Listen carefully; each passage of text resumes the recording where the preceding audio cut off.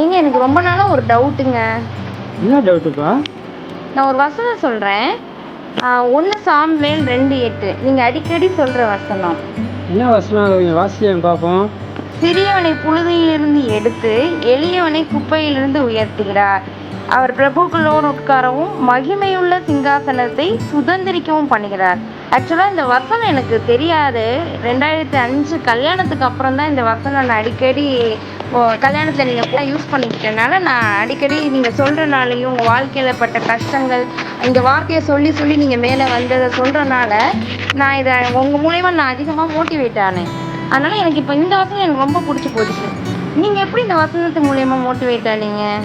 அதே மாதிரி தான் நானும் பைபிள் படிக்க ஆரம்பிக்கிறப்ப ஏதோ கடமைக்காக படிக்க ஆரம்பித்தேன். அதுக்கப்புறம் ஒரு ப்ரேயரில் தான் ஒருத்தர் செய்தி கொடுக்குறப்ப இந்த வசனம் என்னை ரொம்ப தொட்டுச்சு. அதுக்கப்புறம் நான் போய் வாசித்து பார்த்தேன். அப்போ ஆண்டவர் ஒரு சிறியவனை ஒரு எளியவனை எந்த சூழ்நிலையிலேருந்து எங்கே வேணாலும் உயர்த்த முடியும் அப்படின்னு நான் தெரிஞ்சுக்கிட்டேன். அப்போ அதை என் வாழ்க்கையில் அப்ளை பண்ண ஆரம்பித்தேன். அதுக்கப்புறம் நான் பைபிள் அதிகமாக படிக்க ஆரம்பித்தேன். ஆண்டவர் ஒவ்வொரு காரியத்திலையும் என் கூட இருந்து இந்த வசனத்தின் மூலமாக என்னை மேன்மைப்படுத்தினார், என்னை பெருமைப்படுத்தினார், என்னை கனப்படுத்தினார். அதனால் இந்த வசனத்தை என்னால் மறக்கவே முடியாது. இந்த வசனத்தின் நிமித்தம் ஆண்டவர் என்ன இன்னைக்கு வரைக்கும் உயர்த்தி தான் பார்த்தாரு.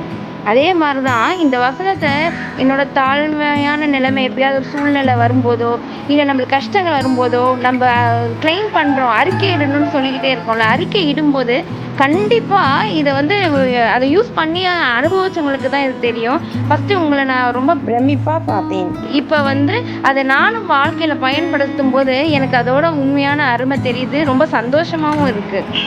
ஆண்டோடைய வார்த்தை சொல்லுது, மரணமும் ஜீவனும் நாவின் அதிகாரத்தில் உண்டு. அப்போ நம்ம இந்த வசனத்தை அறிக்கை செய்கிறப்ப நிச்சயமாக அந்த வார்த்தையின்படியே ஆண்டவர் நம்மை ஆசீர்வதிப்பார், உயர்த்துவார், மேன்மைப்படுத்துவார். அப்போ தான் ஒவ்வொரு நாளும் நம்ம வசனத்தை கட்டாயமாக அறிக்கை செய்யணும். அறிக்கை செய்வது நிமித்தமாக ஆண்டவர் நம்ம உயர்த்துகிறார் அப்படின்னு நம்மளால் கண்டுகொள்ள முடியும்ப்பா. என்னங்க, உங்கள் வாழ்க்கையில் நீங்கள் இந்த வசனத்தை அறிக்கை செய்யுங்க. ஆண்டவர் உயர்த்துறதை நீங்கள் பார்ப்பீங்க. God bless you.